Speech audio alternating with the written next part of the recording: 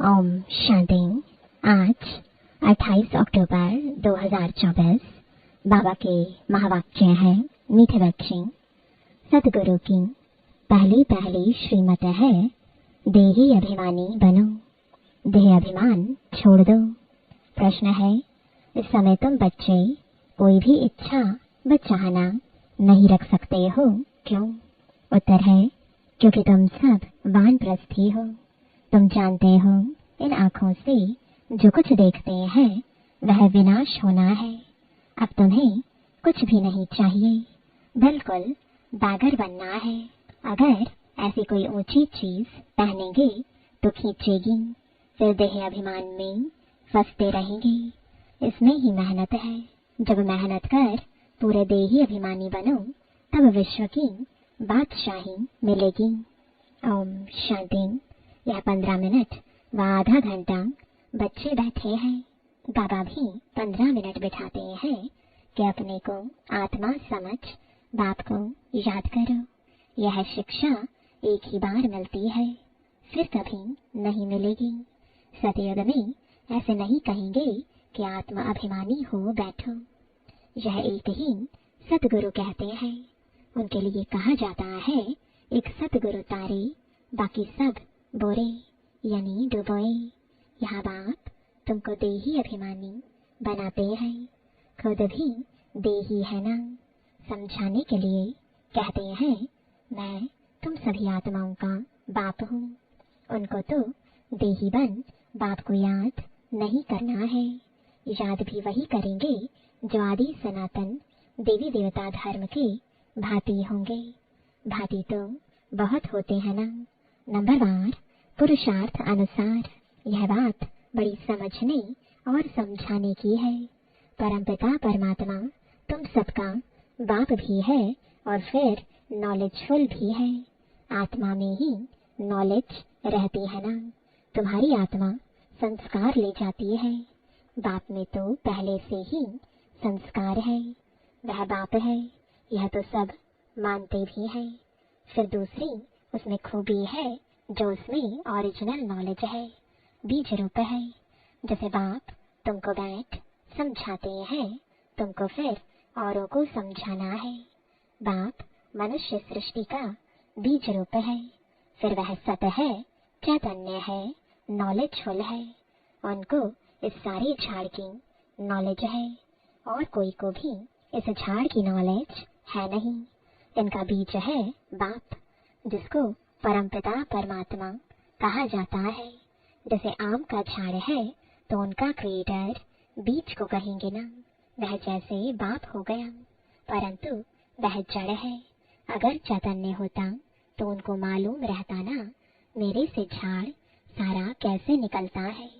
परंतु वह जड़ है, उसका बीज नीचे बोया जाता है। यह तो है चैतन्य बीज रूप, यह ऊपर रहते हैं। तुम भी मास्टर बीज रूप बनते हो। बाप से तुमको नॉलेज मिलती है, वह है ऊंच ते ऊंच पद भी तुम ऊंच पाते हो। स्वर्ग में भी ऊंच पद चाहिए ना, यह मनुष्य नहीं समझते हैं। स्वर्ग में देवी देवताओं की राजधानी है। राजधानी में राजा रानी प्रजा गरीब साहूकार आदि यह सब कैसे बने होंगे? अभी तुम जानते हो आदि सनातन देवी देवता धर्म की स्थापना कैसे हो रही है, कौन करते हैं? भगवान। बाप फिर कहते हैं, बच्चे जो कुछ होता है ड्रामा के प्लान अनुसार, सब ड्रामा के वश है। बाप भी कहते हैं, मैं ड्रामा के वश हूँ, मेरे को भी पाठ मिला हुआ है, वही पाठ बजाता हूँ। वह है सुप्रीम आत्मा, उनको सुप्रीम फादर कहा जाता है। और तो सबको कहा जाता है ब्रदर्स, और कोई को फादर टीचर गुरु नहीं कहा जाता है।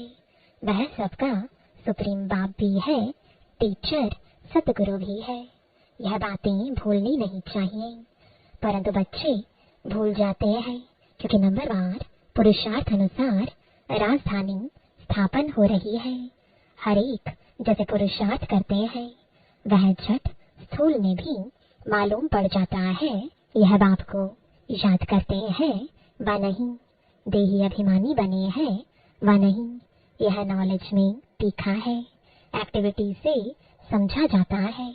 बाप कोई को कुछ डायरेक्ट कहते नहीं है, फंक ना हो जाए, अफसोस में ना पड़ जाए कि यह बाबा ने क्या कहा और सब क्या कहेंगे। बाप बतला सकते हैं कि फलाने फलाने कैसी सर्विस करते हैं, सारा सर्विस पर मदार है। बाप भी आकर सर्विस करते हैं ना। बच्चों को ही बाप को याद करना है, याद की सब्जेक्ट ही डिफिकल्ट है। बाप योग और नॉलेज सिखाते हैं, नॉलेज तो बहुत सहज है, बाकी याद में ही फेल होते हैं। देह अभिमान आ जाता है, फिर यह चाहिए, यह अच्छी चीज चाहिए, ऐसे ऐसे ख्यालात आते हैं। बाप कहते हैं यहाँ तो तुम वनवास में हो ना, तुमको तो अब वानप्रस्थ में जाना है, फिर कोई भी ऐसी चीज नहीं पहन सकते हैं। अगर ऐसी कोई दुनियावी चीज होगी तो खींचेगी, शरीर भी खींचेगा। घड़ी घड़ी देह अभिमान में ले आते हैं। इसमें है मेहनत, मेहनत बगैर विश्व की बादशाही थोड़ी ही मिल सकती है। मेहनत भी नंबरवार पुरुषार्थानुसार कल्प कल्प करते आए हो, करते रहते हो, रिजल्ट प्रत्यक्ष होती जाएगी। स्कूल में भी नंबरवार ट्रांसफर होते हैं। टीचर समझ जाते हैं फलाने ने अच्छी मेहनत की है, इनको पढ़ाने का शौक है, फीलिंग आती है। उसमें तो एक क्लास से ट्रांसफर हो, दूसरे में फिर तीसरे में आ जाते हैं। यहाँ तो एक ही बार पढ़ना है, आगे चल जितना तुम नजदीक आते जाएंगे उतना सब मालूम पड़ता जाएगा। यह बहुत मेहनत करनी है, जरूर ऊंच पद पाएंगे। यह तो जानते हैं, कोई राजा रानी बनते हैं, कोई क्या बनते हैं, कोई क्या बनते हैं। प्रजा भी तो बहुत बनती है, सारा एक्टिविटी से मालूम पड़ता है। यह देह अभिमान में कितना रहते हैं, इनका कितना लव है बाप से।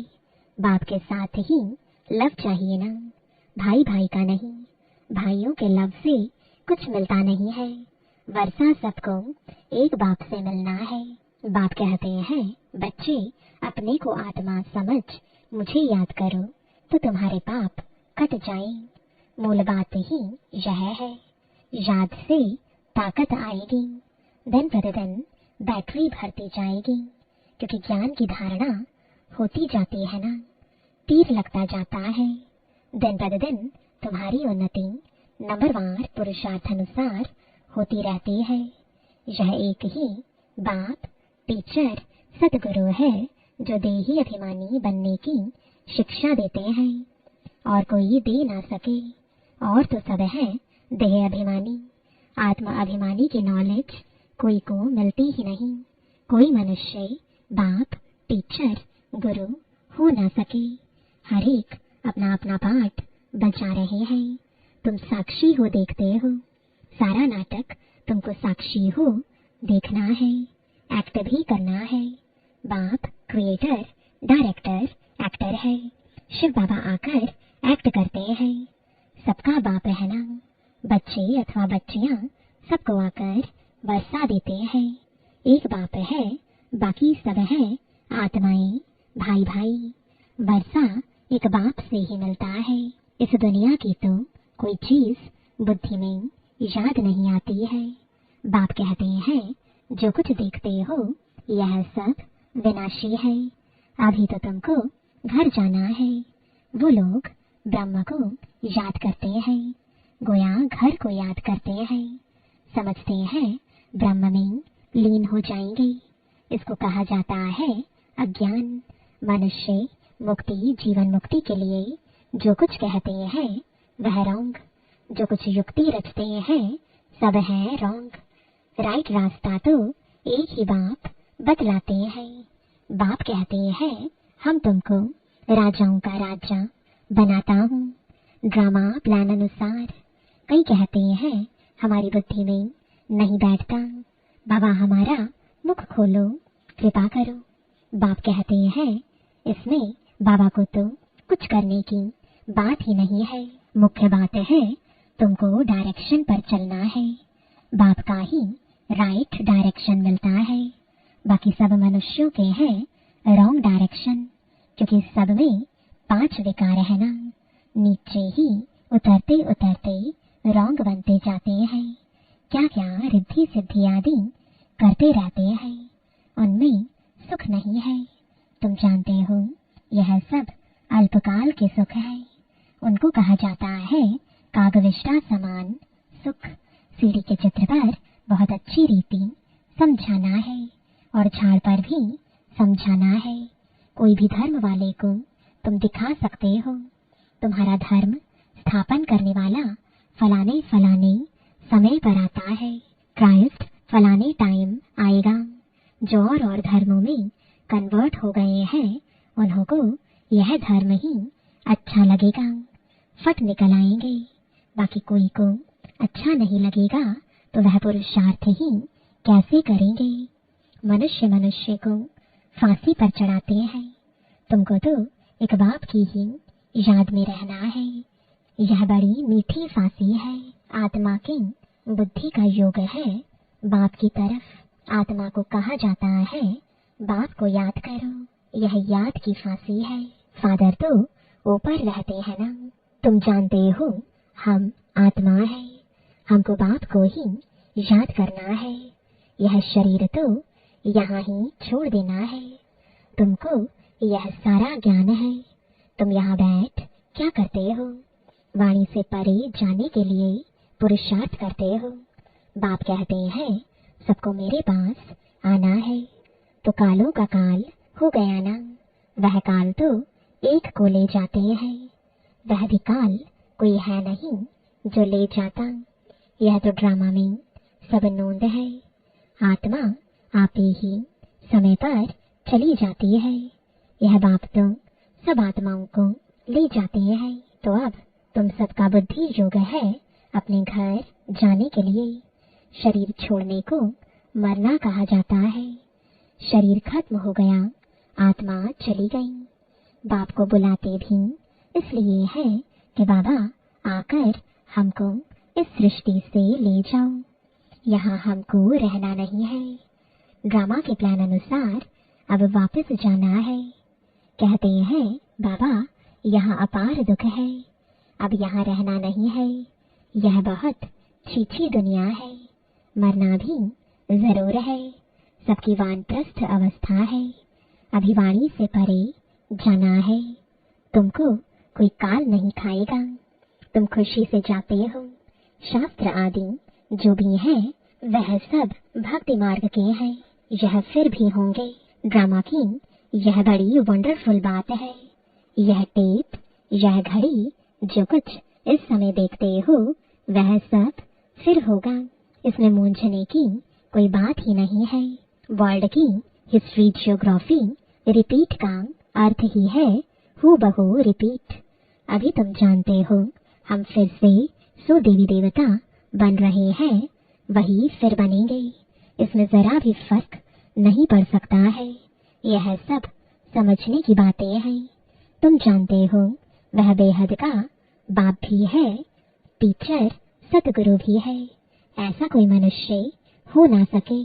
इनको तुम बाबा कहते हो, प्रजापिता ब्रह्मा कहते हो।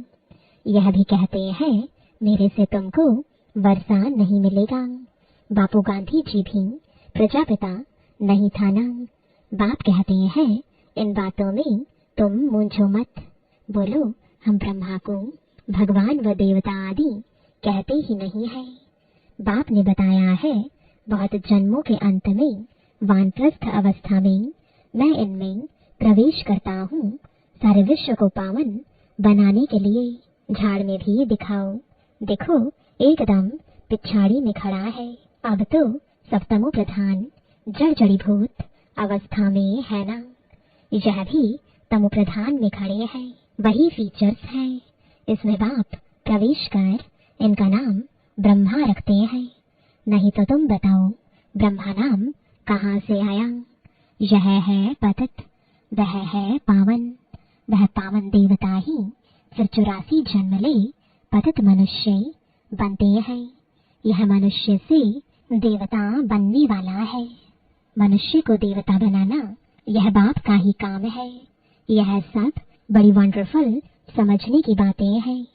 यह वह बनते हैं सेकंड में, फिर वह 84 जन्म ले यह बनते हैं। इनमें बाप प्रवेश कर बैठ पढ़ाते हैं। तुम भी पढ़ते हो। इनका भी घराना है ना। लक्ष्मी नारायण राधे कृष्ण के मंदिर भी है, परंतु यह किसको भी पता नहीं है। राधे कृष्ण पहले प्रिंस प्रिंसेस है, जो फिर लक्ष्मी नारायण बनते हैं। यह बैगर टू प्रिंस बनेंगे, प्रिंस सो बैगर बनते हैं। कितनी सहज बात है। 84 जन्मों की कहानी इन दोनों चित्रों में है। यह वह बनते हैं युगल है, इसलिए 4 भुजा देते हैं। प्रवृत्ति मार्ग है ना। एक सदगुरु ही तुम्हें पार ले जाते हैं। बाप कितना अच्छी रीति समझाते हैं। फिर दैवी गुण भी चाहिए। स्त्री के लिए पति से पूछो, व स्त्री से पति के लिए पूछो तो झट बताएगी इनमें यह खामियां हैं। इस बात में यह तंग करते हैं, या तो कहेंगे हम दोनों ठीक चलते हैं, कोई किसको तंग नहीं करते हैं। दोनों एक दो के मददगार साथी होकर चलते हैं। कोई एक दो को गिराने की कोशिश करते हैं। बाप कहते हैं इसमें स्वभाव को अच्छी रीति बदलना पड़ता है। वह सब है आसुरी स्वभाव, देवताओं का होता ही है दैवी स्वभाव। यह सब तुम जानते हो। असुरों और देवताओं की युद्ध लगी नहीं है। पुरानी दुनिया और नई दुनिया के आपस में मिल कैसे सकते हैं। बाप कहते हैं पास्ट बातें जो होकर गई हैं उनको बैठ लिखा है, उनको कहानियां कहेंगे। त्योहार आदि सभी यहाँ के हैं। द्वापर से लेकर मनाते हैं, सतयुग में नहीं मनाए जाते। यह सब बुद्धि से समझने की बातें हैं। देह अभिमान के कारण बच्चे बहुत पॉइंट्स भूल जाते हैं। नॉलेज तो सहज है, 7 रोज में सारी नॉलेज धारण हो सकती है। पहले अटेंशन चाहिए याद की यात्रा पर। अच्छा, मीठे मीठे सिकिलदे बच्चों प्रति माता पिता बाप दादा का याद प्यार और गुड मॉर्निंग। रूहानी बाप की रूहानी बच्चों को नमस्ते। रूहानी बच्चों की रूहानी बाप दादा को गुड मॉर्निंग और नमस्ते। धारणा के लिए मुख्य सार है। पहला, इस बेहद नाटक में एक्ट करते हुए सारे नाटक को साक्षी होकर देखना है। इसमें मूंझना नहीं है। इस दुनिया की कोई भी चीज देखते हुए बुद्धि में याद न आए। दूसरा, अपने आसुरी स्वभाव को बदल दैवी स्वभाव धारण करना है। एक दो का मददगार होकर चलना है, किसी को तंग नहीं करना है। वरदान है स्वयं में सर्व शक्तियों को इमर्ज रूप में अनुभव करने वाले सर्वसिद्धि स्वरूप भव। लौकिक में किसी के पास किसी बात की शक्ति होती है, चाहे धन की, बुद्धि की, संबंध संपर्क की, तो उसे निश्चय रहता है कि यह क्या बड़ी बात है। वह शक्ति के आधार से सिद्धि प्राप्त कर लेते हैं। आपके पास तो सभी शक्तियां हैं। अविनाशी धन की शक्ति सदा साथ है, बुद्धि की भी शक्ति है, तो पोजीशन की भी शक्ति है। सर्व शक्तियां आप में है। इन्हें सिर्फ इमर्ज रूप में अनुभव करो तो समय पर विधि द्वारा सिद्धि प्राप्त कर सिद्धि स्वरूप बन जाएंगे। स्लोगन है, मन को प्रभु की अमानत समझकर उसे सदा श्रेष्ठ कार्य में लगाओ। ओम शांति।